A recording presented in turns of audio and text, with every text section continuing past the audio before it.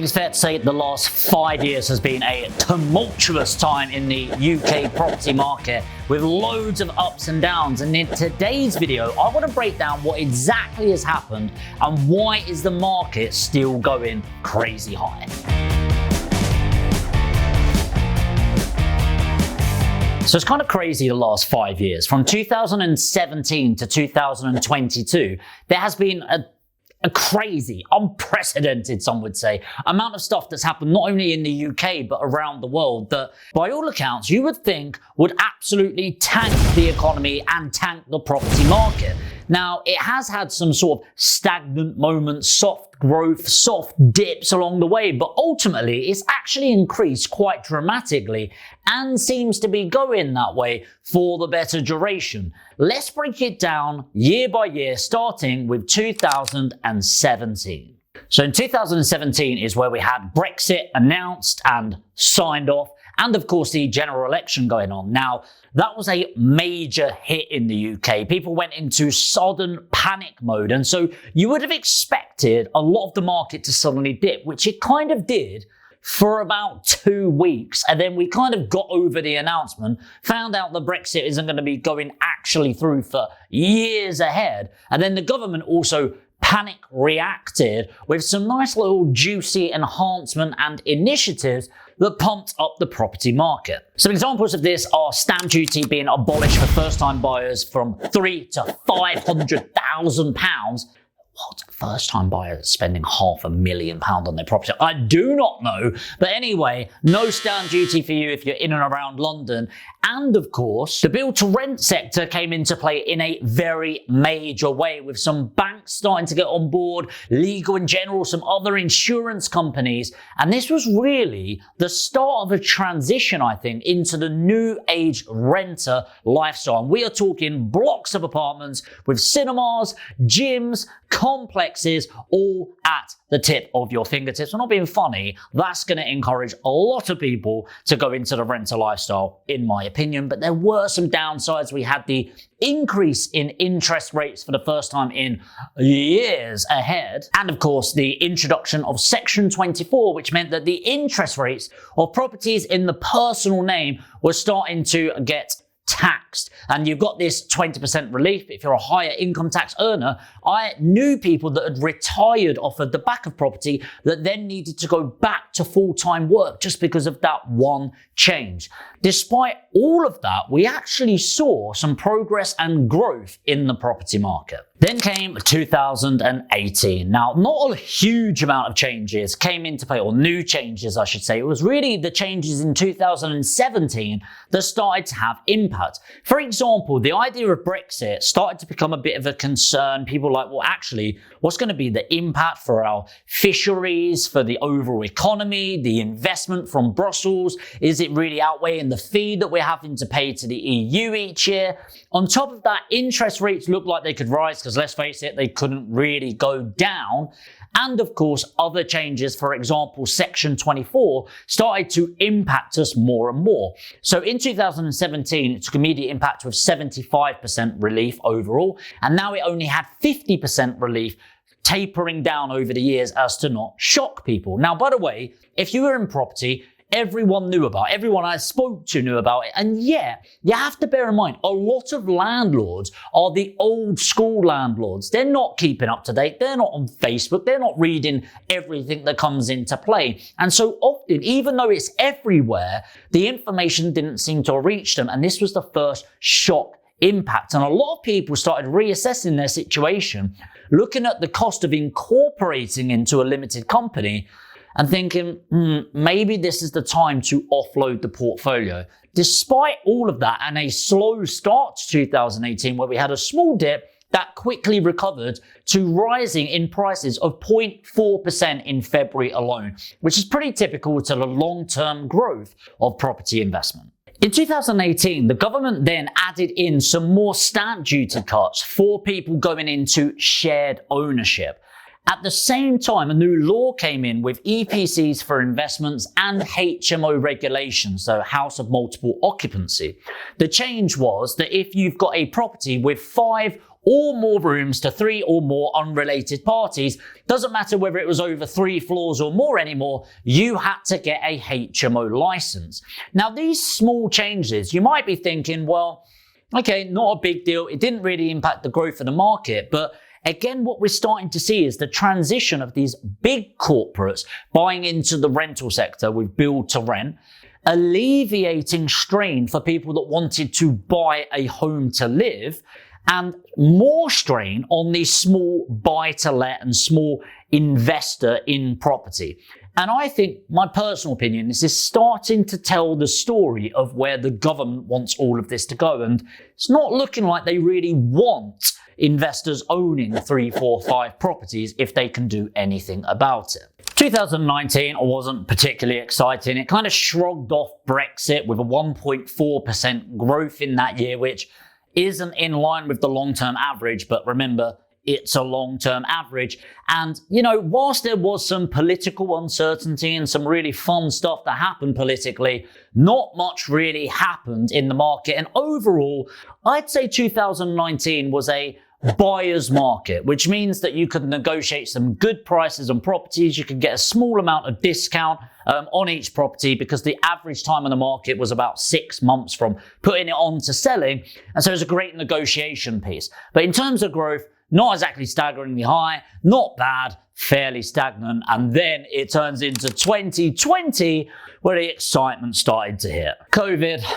There, I said it. 2020 was the year of COVID, the big C. We weren't allowed to say it, sniff it. If you coughed anywhere, people had a little breakdown, right? Now, I'm not mocking it. It was obviously a really scary time. I am mocking it, I guess, but it was a very scary time and a lot of information, which, what information do you believe? You're constantly reacting to new information on a daily basis. It's the worst thing in the world. It's absolutely fine. It's the worst thing. But because of the state of the unknown, everywhere, not just our country, the world went into turmoil. Markets dropped, gold dropped, everything dropped, property dropped overnight. And we actually had a full lockdown. I don't know if you remember this in 2020, but estate agents weren't able to go out. You couldn't do viewings. People were only allowed on 1 walk a day. When you say it like that, it's like, wow, that really was crazy that we adhered to that. But actually, that's the market we're in. And obviously, when everything shuts down like that,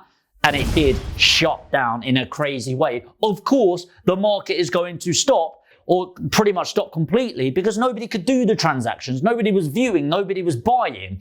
And it really created a very unique market. The irony here is whilst the market dropped by about 10% in just a month, it massively increased. Because of this, it was about a 3-month delay overall. The buyer market ended up being the most aggressive that it's been in the last 10 years. Now, you might think a 3-month shutdown will impact for 3 months once it opens, but it is just not the case. Even now, we're around 2 years on from that point, at this point of filming, we're still having massive shortages in supply of housing, massive shortages of labor, especially in the construction industry where prices are going crazy and it's really difficult with demand far outstripping that supply. We've got solicitors going incredibly slow, brokers going incredibly slow, lenders going incredibly slow, and this is because there's far too much demand for the supply chain that's actually in place right now.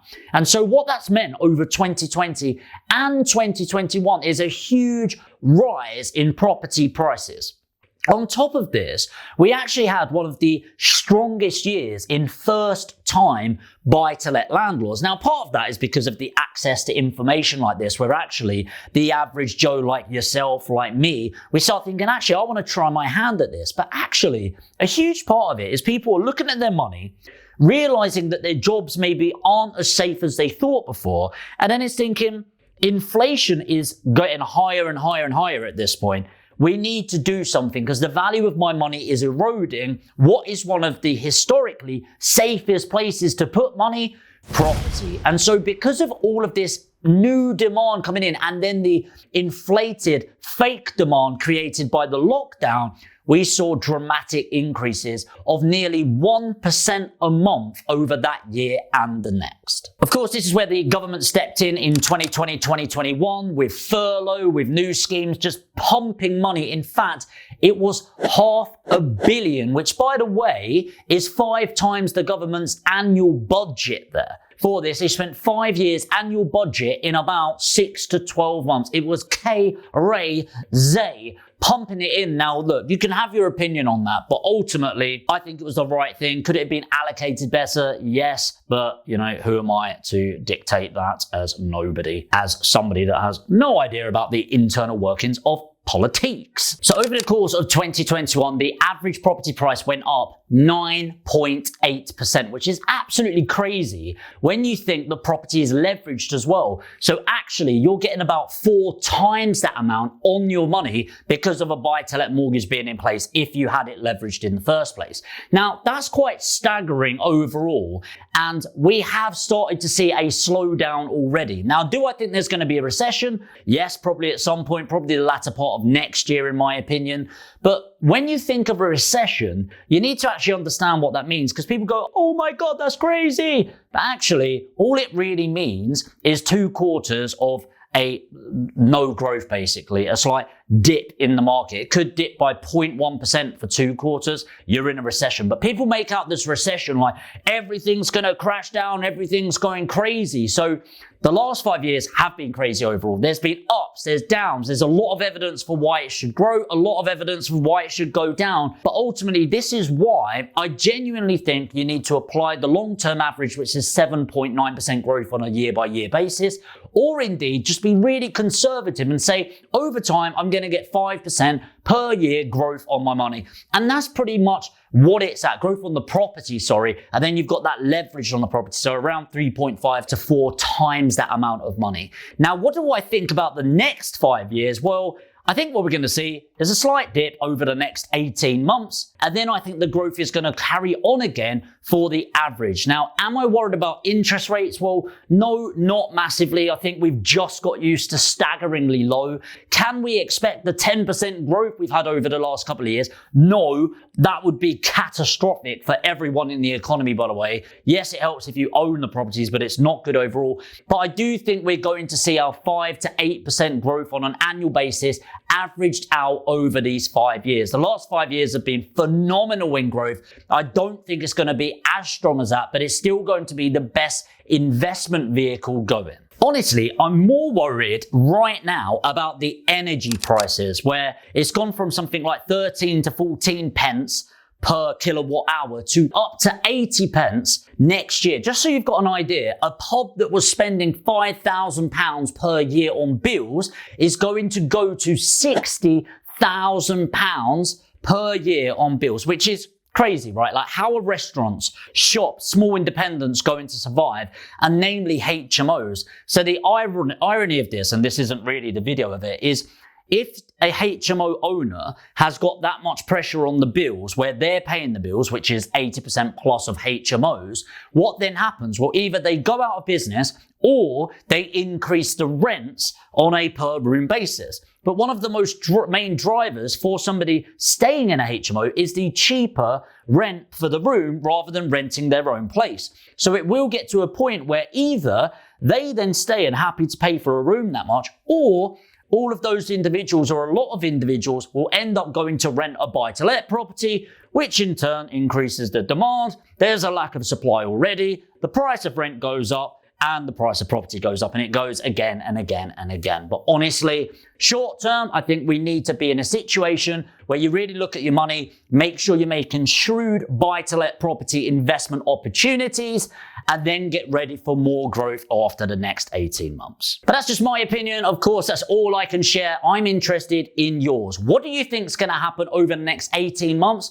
And of course, the next 5 years? Do you think we're going to tank? Do you reckon it's going to be catastrophic? Do you reckon we'll own nothing and be happy? Let me know in the comments. I'm really interested. If you're new to the channel and you want to learn more about property investment, make sure to hit the subscribe and the notification bell, and do me a favor, if you got value from this video, make sure to destroy the like button, and I'll see you in the next video.